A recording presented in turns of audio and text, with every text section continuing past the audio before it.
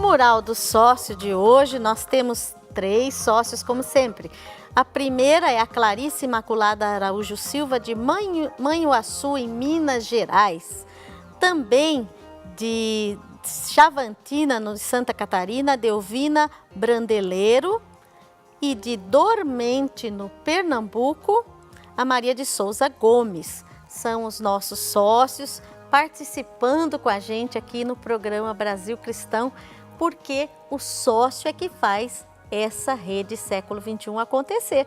É você, meu querido, minha querida, que faz com que a gente consiga prosseguir nesse trabalho de evangelização. E para isso nós temos também as nossas campanhas. As campanhas que a gente faz, porque as doações que entram no mês, assim, as doações mensais, a gente paga as contas, como na sua casa, não é verdade? Entra o dinheiro, paga a conta de água, de luz, telefone, etc. E com o dinheiro das campanhas, o Padre Eduardo dá os passos para a gente ativar, para melhorar, para prosseguir, para aumentar e desenvolver o trabalho de evangelização desta obra. E a campanha que nós estamos vivendo é a campanha Aumenta a Minha Fé. Você recebeu essa cartela com as chamas, as velinhas da fé, você vai riscar aí diariamente e hoje, com muita alegria, eu quero partilhar com você o versículo, a palavra de Jesus para cada um de nós hoje. Pedi e se vos dará, buscai e achareis, batei e vos será aberto. Essa palavra de Deus para a gente. Para que isso? Quando a gente procura, quando a gente bate, principalmente no coração de Jesus, Ele abre o coração para a gente, aliás, está sempre aberto para nós. Faça a sua campanha, participe, faça a raspadinha todo dia lá, ouça a palavra de Deus, mas também participe ativamente nos ajudando a evangelizar. Quanta gente já foi beneficiada por causa da sua doação? Já pensou nisso? Quantas pessoas, quantas famílias, quantos lares foram transformados porque você ajudou? Quem evangeliza, meu amigo, tem mérito de evangelizador. Quem ajuda na evangelização é como se você estivesse aqui evangelizando. E hoje eu tenho a alegria de ter ao meu lado aqui alguém que vem evangelizando através da sua profissão. Ele é um médico, né? Um terapeuta, psicoterapeuta, psicanalista, atua com crianças, jovens, adolescentes e famílias. E ele também escreve na revista Brasil Cristão todos os meses. Eu estou falando do Dr. Ivan Capelato, Ivan Roberto Capelato, que está aqui ao meu lado hoje, falando. Boa noite, doutor, tudo bem? Rosário, tudo bem. Graças a Deus, né? Apesar da situação do nosso país, nós estamos com tranquilidade aqui, porque confiamos em Deus, não é verdade? É verdade. E vamos colocar no coração de Jesus tudo o que está acontecendo. E vamos falar hoje sobre esta página 12, doutor Ivan, que o senhor escreveu falando da dor da perda. E a gente vai iniciar o nosso papo pegando uma frase do próprio texto dele. Veja só.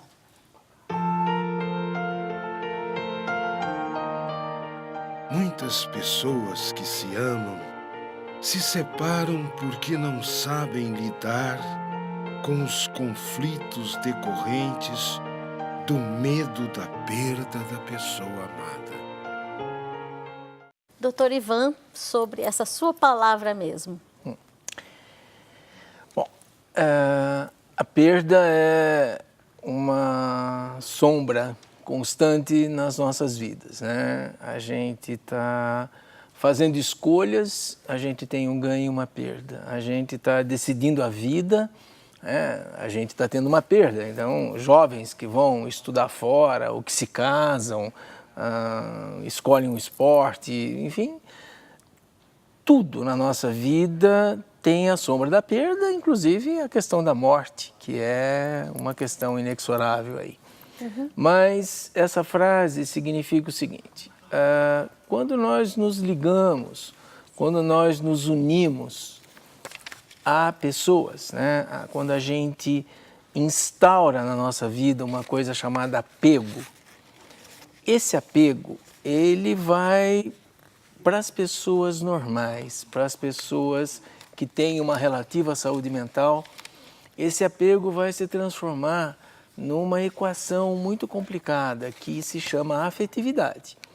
E o que é afetividade? A afetividade é o amor que a gente tem pelo filho, pela namorada, pela esposa, pelo amigo, pelo cãozinho, pelos pais, mas o medo da perda. E o medo da perda é uma emoção muito forte, muito complicada. E às vezes as pessoas, por causa do medo da perda, elas entram em conflito, brigam,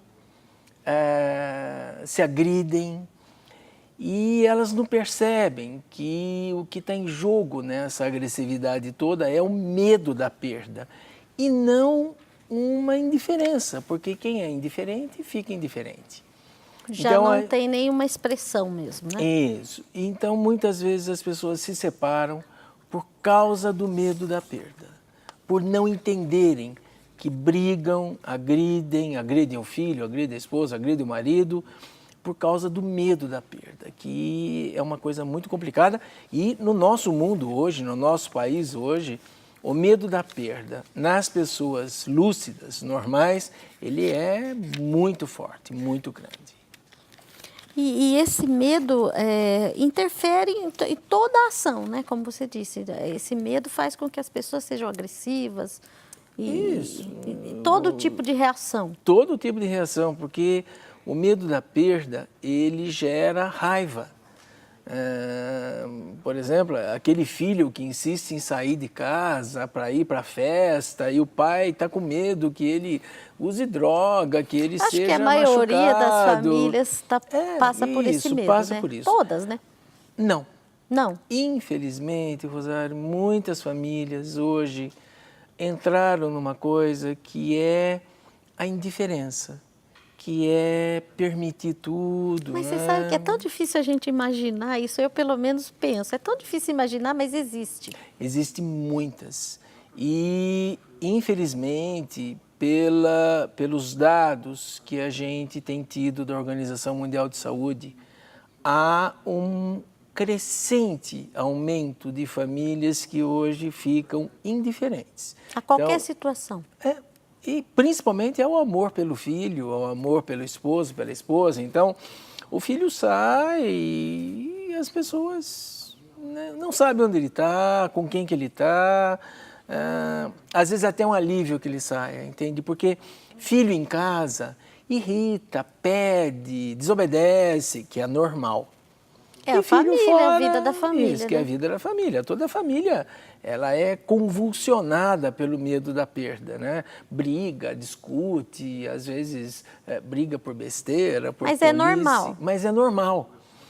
Toda família normal, ela é briguenta, ela é barulhenta, as pessoas estão em conflito, de repente ficam bem, de repente entram em conflito de novo. Isso é ocasionado por essa coisa da afetividade, que nos une. Então, quanto maior o medo da perda, maior a irritação, a agressão, os conflitos entre as pessoas. Mas pouca gente compreende que esses conflitos indicam que há amor naquela casa. E não cisânia, e não cisão, e não assim, uma rompimento, doença. Coisa errada, né? Coisa Isso. que vale, né? Uma família doente é a família indiferente, que hoje, infelizmente, nós temos jovens que saem, não tem hora para voltar, não avisam onde estão, e os pais estão dormindo, estão viajando. Estão indiferentes também. Indiferentes, se eles estão juntos ainda, né? Nossa, é triste saber disso, né, minha gente? A gente não imagina que existe, mas existe, né? Existe. Nossa Senhora, que coisa, não? Então, a gente está falando hoje da página 12 da revista Brasil Cristão, essa revista que você recebeu, e o tema é a dor de uma perda. Você tem alguma dúvida sobre isso? Quer partilhar uma situação? Você quer perguntar alguma coisa para o Dr. Ivan Capelato, que está aqui com a gente hoje? É psicanalista, psicoterapeuta, trabalha com crianças, com adolescentes e com famílias. família é a nossa maior preocupação, não é, doutor Sim, Ivan? não tenho dúvida. Nossa maior tesouro que a gente tem é a nossa família, né? E eu quero agradecer de coração, porque a família da Associação do Senhor Jesus acabou de aumentar, sabe, doutor Ivan? Lá de Videira, em Santa Catarina, a Marli Regina Bride Daniele tornou-se uma sócia. Muito obrigada, viu, minha querida? Eu já vou colocar daqui a pouco aqui na urna, é só chegar a urna aqui, eu já coloco e a gente já vai prosseguir falando do nosso tema de hoje. Já tenho muitas intenções aqui, muitas pessoas pedindo oração, querendo participar do sorteio, muitos colocando nomes para o coração de Jesus. Você sabe que esse mês é o mês do Sagrado Coração de Jesus, mês de junho. E eu quero, de fato, colocar o seu nome no Sagrado Coração de Jesus por todos esses dias do mês de junho. Não perca essa oportunidade. Manda agora por telefone, por e-mail. Mas eu tenho uma questão aqui, doutor Ivan, que chegou por e-mail. A Lani Lucena está mandando aqui sobre esse assunto, a dor da perda, e ela pergunta o seguinte, uma pergunta muito, muito oportuna. Como uma criança pode superar a ausência de um pai no caso de uma separação? Que são inúmeros casos de separação também, né, doutor? Sim. Bom, existe uma preocupação que nós temos quando há perdas na família, morte, separação e mudança. Então, toda criança, a partir de 8 meses, 1 ano e meio, percebe as separações. E a maneira dela perceber as separações, às vezes, é sentida com silêncio, que é a pior reação que ela pode ter. Às vezes é sentida com choro, às vezes é sentida com pedidos e às vezes é sentida com doenças autoimunes. Até doença responde. Isso. Então, todas as vezes que uma perda acontecer, a pessoa que cuida da criança precisa ouvi-la, precisa contar para ela sobre a perda, dizer para ela sobre a perda, escutar o que ela pensa da perda e não tentar encerrar esse assunto, nem encobrir esse assunto. Independente da idade, doutor, independente da faixa etária da criança. A partir de 1 ano e meio, 2 anos, a partir do momento que a criança tem fala, é necessário que se faça isso. Porque uma perda pode gerar doenças como o transtorno do estresse pós-traumático, que é uma doença incurável, uma doença e vai gerar depressão, vai gerar problemas no corpo e tudo mais. Então, todas as vezes que uma separação se faz, a pessoa que ficou tem que falar do que saiu, evitar, talvez, falar mal de quem saiu, né? Do pai que saiu, do pai que foi embora. A tendência é, né? A tendência é por causa da raiva. Né? Eu perdi também. A mãe perdeu também. Então, fica... E a pessoa que foi embora precisa, quando tiver contato com a criança, falar que foi embora, dizer que foi embora, se tiver uma justificativa plausível para uma criança pequena, dizer por que foi embora. E lembrar que casais que se separam não pode ter o significado de pais que se separam. Quando um casal se separa, há uma perda, porque a criança vai se distanciar de um deles, mas o outro precisa continuar sendo pai, sendo mãe. Então, a criança precisa ouvir que o casal se separou. Os namorados não namoram mais, mas os pais estão juntos. Os pais estão juntos na educação. Na educação. Porque, às vezes, quando a criança vê um dos pais sair de casa, os pais se separando, às vezes ela se sente culpada. E ela pensa que ela não foi suficiente para manter os dois juntos. Isso é muito comum. Isso gera futuramente transtorno de conduta, depressões, o transtorno do estresse pós-traumático, culpa. às vezes, intenções suicidas e tudo mais. Então, as separações têm que ser compreendidas como a separação do casal, não separação de pais. Então, eu peço aos pais que estão longe dos filhos, que eles imaginem que não existe ex-mulher, ex-marido, mas não existe ex-filho. Ex-filho, né? Então, Doutor, precisa cuidar.